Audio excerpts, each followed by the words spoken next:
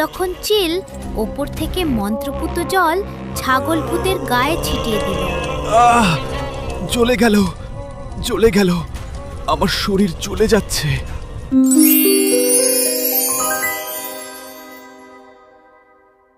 এক সুন্দর ও শান্ত জঙ্গলে ছোট একটি গুহায় থাকত রূপালী নামের এক মিষ্টি হাঁস।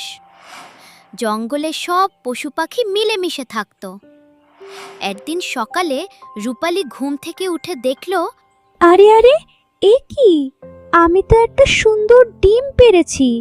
কাল রাতে এত ঘুমিয়েছি যে বুঝতেই পারিনি। যাই, বাইরে থেকে ঘুরে খাবার খেয়ে আসি। কিন্তু এই ডিমটা কোথায় রাখবো? কেউ নিয়ে গেলে তো চলবে না। রূপালী গাছের লতা পাতা এনে ডিমটাকে ভালো করে ঢেকে রাখল।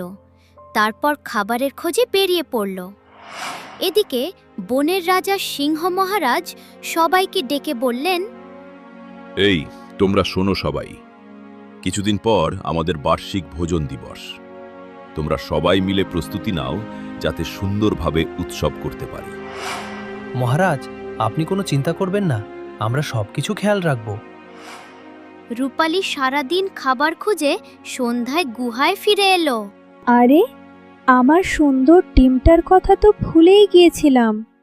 আজ অনেক ঘুরেছি, খুব ক্লান্ত লাগছে। এখন একটু ঘুমিয়ে নিই।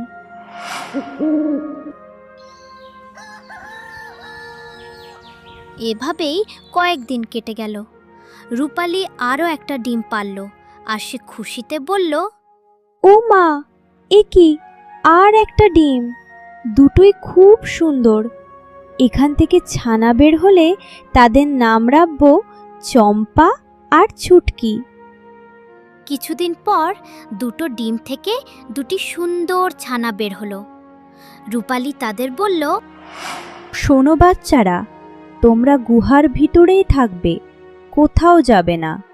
আমি তোমাদের জন্য জঙ্গল থেকে খাবার নিয়ে আসব, ঠিক আছে? ঠিক আছে মা।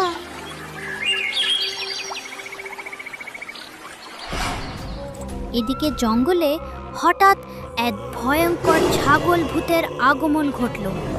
সে ভয়াবহ আওয়াজ করে ঘুরে বেড়াতে লাগল। এই দেখে বনের রাজা সিংহ মহারাজ শেয়াল পণ্ডিত ও চিলমশাইকে জঙ্গল পাহারা দেবার দায়িত্ব দিলেন। কিন্তু ছাগল ভূত হঠাৎ করে এসে শিয়াল পণ্ডিতকে আক্রমণ করল। এই দেখে চিলমশাই কোনো মতে উড়ে পালালো। চিলকে তাড়াহুড়ো করে যেতে দেখে রূপালী জিজ্ঞাসা করল, আরে চিল ভাই, এত তাড়াহুড়ো করে কোথায় যাচ্ছ? আর বলো না রূপালী, জঙ্গলে এক ভয়ঙ্কর ছাগল ভূত এসেছে। সে পণ্ডিত শিয়ালকেও খেয়ে ফেলেছে। আমি সিংহ মহারাজকে খবর দিতে যাচ্ছি। এই শুনে রূপালী দ্রুত গুহায় ফিরে এসে ছানাদের সাবধান করে বলল, শোনো ছানারা, জঙ্গলে ভয়ঙ্কর ছাগল ভূত এসেছে। তোমরা কিছুতেই গুহার বাইরে যাবে না। মা, তুমি বাইরে গেলে যদি ছাগল ভূত তোমাকে আক্রমণ করে? ভয় পেও না বাচ্চারা, আমি সাবধানে থাকব। আর আমি জঙ্গলে না গেলে তোমরা খাবে কি?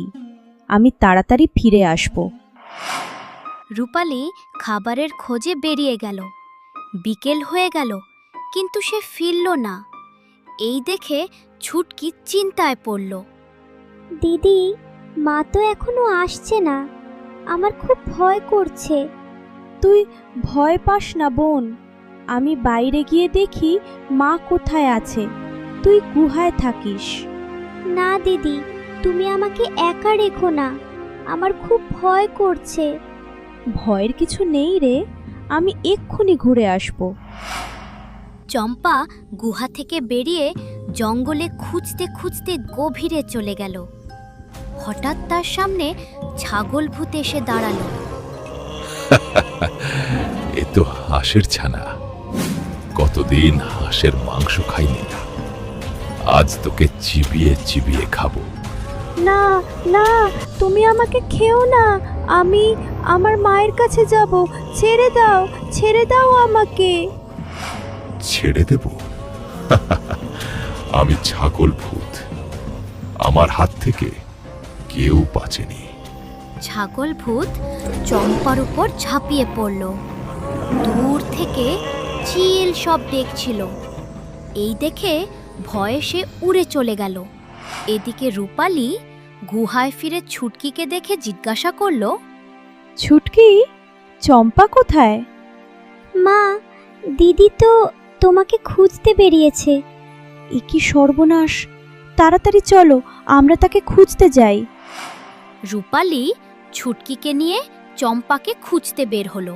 রাস্তায় চিলকে দেখে জিজ্ঞাসা করল, চিল ভাই, আমার বড় ছানাটাকে দেখেছ? রূপালী বোন, দুঃখের সাথে বলছি, ছাগল ভূত একটা হাঁসের ছানাকে খেয়ে ফেলেছে। আমার মনে হয় সেটা তোমার চম্পা। না না, এ হতে পারে না। কাঁদো না বোন, চলো সিংহ মহারাজকে সব কথা খুলে বলি। তারা সিংহ মহারাজের কাছে গিয়ে সব ঘটনা খুলে বলল। সিংহ মহারাজ চিন্তায় পড়লেন। কিছুক্ষণ ভেবে তিনি বললেন, বেটা ছাগল ভূত বড্ড বেড়ে গেছে। চিল, তুমি পাশের জঙ্গলে ডাকুতান্ত্রিকের কাছে যাও, তাকে আমার কথা বলে সঙ্গে করে নিয়ে এসো। চিল ডাকুতান্ত্রিকের কাছে গিয়ে সব ঘটনা খুলে বলল।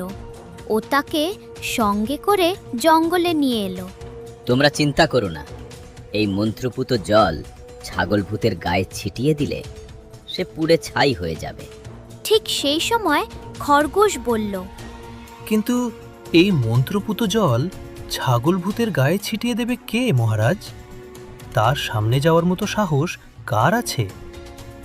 ঠিক সেই সময় হঠাৎ করে চিল বলল, আমি যাব মহারাজ, কাউকে না কাউকে তো যেতেই হবে, তাই আমি যাওয়ার সিদ্ধান্ত নিয়েছি। ঠিক আছে, যাও চিল, তুমি জয়ী হয়ে এসো। তোমাকে আমি আশীর্বাদ করলাম, তবে মনে রেখো, এই কাজে তোমাকে সাহায্য করবে রূপালী। এই কথা শুনে চিল ও রূপালী ছাগলভূতকে মারার উদ্দেশ্যে গভীর জঙ্গলের পথে বেরিয়ে পড়ল। জঙ্গলে গিয়ে চিল মন্ত্রপুত জল নিয়ে একটি গাছে বসে রইল, আর রূপালী সেই ছাগলভূতকে ডাকতে লাগলো, শয়তান ছাগলভূত, তুই আমার ছানাকে খেয়েছিস, সাহস থাকলে সামনে আয়। এই কে রে? কার এত সাহস? আজ তোকে তোর ছানার মতোই খাবো। ছাগলভূত যখন রূপালীর কাছে এগিয়ে এলো, তখন চিল ওপর থেকে মন্ত্রপুত জল ছাগলভূতের গায়ে ছিটিয়ে দিল। আহ! জ্বলে গেল, জ্বলে গেল, আমার শরীর জ্বলে যাচ্ছে। সেই মন্ত্রপুত জলের প্রভাবে ছাগলভূত পুড়ে ছাই হয়ে গেল। সাবাস, তোমরা জঙ্গলকে বাঁচিয়েছ। কাল আমাদের বড় ভোজের আয়োজন হবে। ডাকুতান্ত্রিক, আপনিও অবশ্যই থাকবেন। এভাবেই শয়তান ছাগলভূতের অবসান ঘটল। রূপালী ও ছুটকি নিরাপদে ফিরে গেল। জঙ্গল আবার শান্ত ও সুন্দর হয়ে উঠল।